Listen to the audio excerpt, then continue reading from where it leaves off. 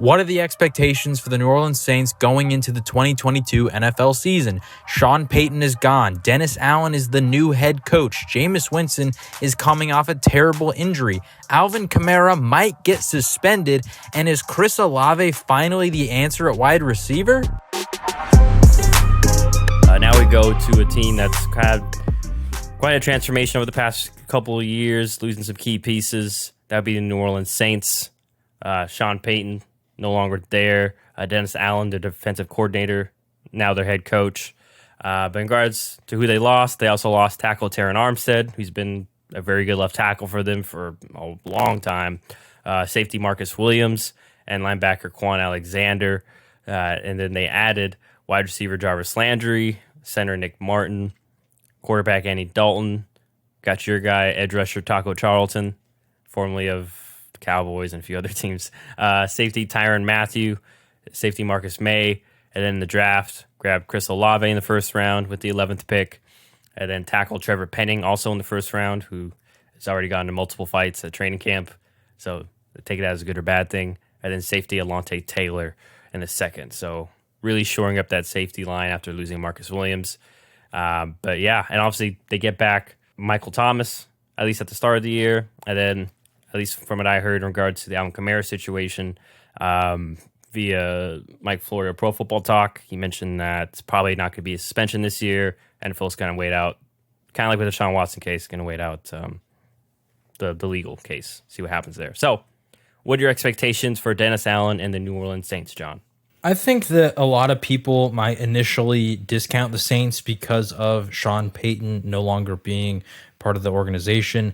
And I don't say this to discount anything that Sean Payton has done, and this is actually to give him credit. I really think Sean Payton was so good at discipling his coaches that I don't really expect there to be that big of a drop-off from the coaching department. Obviously, he was the head coach, so he did oversee some stuff on defense, but in reality, the defense was handled by Dennis Allen. So he's still there. He's now the head coach, and we saw even last year, I believe that was the game where they shut out the Tampa Bay Buccaneers, where Sean wasn't there due to COVID. And so Dennis Allen was the acting head coach in that game, and they didn't allow a single point, which is just crazy.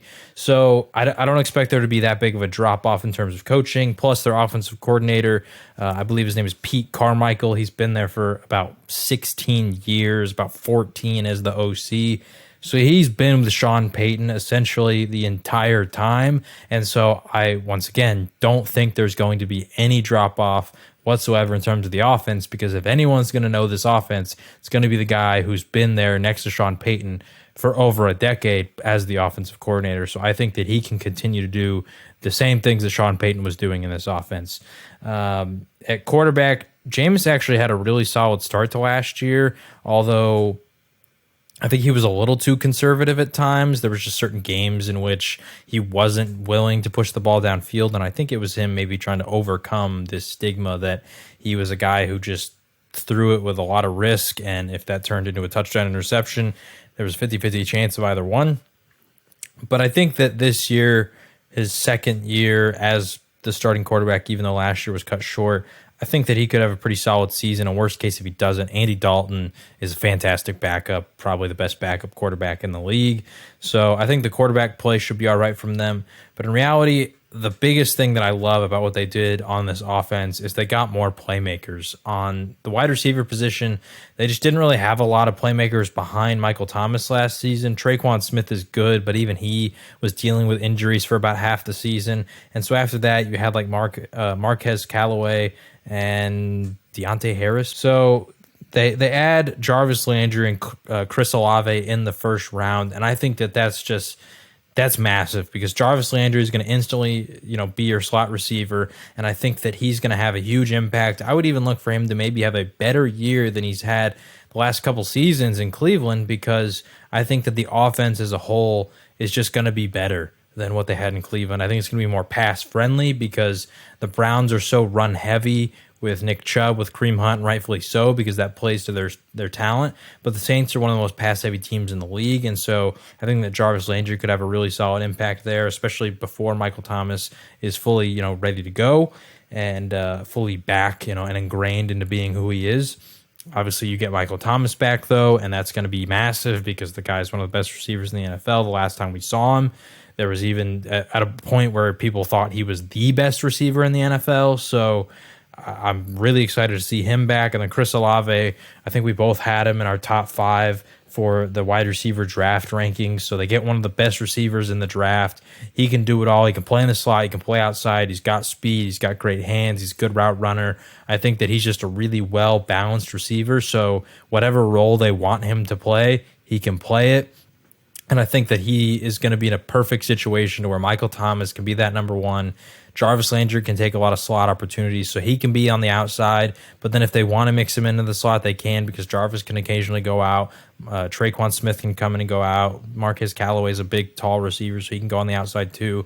So I just really love what they did at the wide receiver position. And I'm a big fan of the fact that, I mean, this is a move they made in the middle of last season, but Mark Ingram is back. I think that that's going to free up Alvin Kamara to not have to have such a heavy workload. Just in general, all those added pieces compared to the beginning of last year where they didn't have Ingram, they didn't have those receivers. I think that they're just in a much better situation than they were in previously, to where they're not having to rely on their defense to step up and make big plays for them to win. Now the offense actually has the firepower to go out and do it. The key thing to watch is going to be the offensive line. I'm not really worried about the left guard all the way to the right tackle. It's that left tackle position where Teron Armstead is no longer there. As of right now on the depth chart, it's James Hurst who looks like he's going to replace him. But even he right now, he's questionable, dealing with an injury. So Trevor Penning, he might end up getting the starting spot. I'm not sure. If you're a Saints fan, let us know down in the comment section down below. But Trevor Penning, I like the fire. I like the fact that, you know, you're willing to like go out and compete and be passionate and practice. You're a rookie. You got to do that. But it happened like multiple days in a row. I think it was like 3 days in a row that he started a fight. And so at some point, it's like, cool off, man. Like, you know, I don't know. I think at some point you got to like call that to attention and say, this is not acceptable, because this is your own team. This isn't like the joint practices where he's like getting into it with somebody else, like we're seeing with the Panthers and Patriots practices. This is him fighting his own teammates. And so you need to have that bond. There can't be this pent up, you know, anger and rage towards your own teammates. You need to build that camaraderie, but at the same time have that competitive fire. So I kind of like it. I just think it went a little too far considering it happened 3 days in a row. 1 day, sure, whatever, it's fine. 2 days, okay, man, like reel it in. 3 days, hey, this has to stop. So I think the left tackle spot's going to be something to watch moving forward. On defense, I'm not really worried about this defense because a lot of the key pieces are coming back. Demario Davis is still there. Cameron Jordan is still there. Marcus Davenport, I think that he could have a solid season as he continues to develop. You still have Marshawn Lattimore. Paulson Adebo is going into year 2. Yes, you lose Marcus Williams, but they made 2 major additions to replace him in Marcus May, who I really like that signing, and then Tyrann Mathieu. Although he's declining, he's still a fantastic player, and I don't think he'll have to do as much in this defense as he had to do with Kansas City, because in Kansas City they didn't have a Marshawn Lattimore. They didn't have someone like Paulson Adebo on the outside. They didn't have a Cameron Jordan that can rush the passer from the edge. So I really like what they're able to do on this defense. And so I think that the Saints defense overall, they can continue to do what they did last year, but they get the added ability that their offense can have increased firepower. So if this team stays healthy, I think they're absolutely a playoff contender, and it's going to be interesting to see where they are. I do want to start on the offense, like you mentioned. I think that wide receivers, like you said, it's just going to help open up the offense so much more. I felt that maybe Jameis was a touch conservative. I mean, obviously, not wanting to throw a bunch of interceptions and trying to get rid of that stigma probably was on his mind. But I think also, too, just didn't really have any weapons. I mean, I think if you remember correctly, Michael Thomas missed basically all of last year. I think he only played like 1 or 2 games. So there was, like you mentioned, the receivers were Marquez Callaway, somewhat Traquan Smith, but, you know, Deontay Harris and Lil Jordan Humphrey. No offense to those guys, but they weren't scaring many defenses. And then, so yeah, I feel like already getting Michael Thomas, adding Chris Olave as kind of the guy to stretch out the field, and also Jarvis Landry is kind of like Michael Thomas insurance / another guy to work the middle. Yeah, I think it'll open things up for the offense, and especially for Alvin Kamara, who I believe, he's getting to the end of his career, or not career, but end of his, just some would say prime. Already been dealing with a bunch of injuries. So hopefully, like you said, Mark Ingram can spell him and they can come up creative ways. So yeah, and then obviously I would be a little bit concerned. Not saying it's a big concern. There will be a drop off, at least in terms of maybe offensive just ideologies. It's Sean Payton. The reason there's a reason that Miami was trying to talk him out of this job, and he probably did leave this job to go to Miami. He didn't plan to sit out a year. Who knows? But there just may be a little bit of a difference there. But nonetheless, Jameis Winston's been there for 3 years, and like you mentioned, 2 years starting. And then if not, they still have very good insurance at quarterback. Still have Taysom Hill, who they'll probably more use in his versatile weapon role. And then, like you said, Andy Dalton probably is the true backup quarterback in case, Jameis doesn't do well or gets injured. And then, the defense, I expect the defense to be just fine. A lot of different guys they can use, and they've always given teams like the Bucs problems. And we know that defense is really good. So hopefully this year the offense will play a little more complementary football, help them stay off the field a little bit longer, because they were really good last year. It's just the offense was not up to the typical standard of the Saints. So, we'll see what happens, but I expect them to be in the playoff conversation. Not really. It's one of the teams that I'm going to really stress over when we do our season predictions. So we'll get to that, obviously, another podcast. But that is the New Orleans Saints.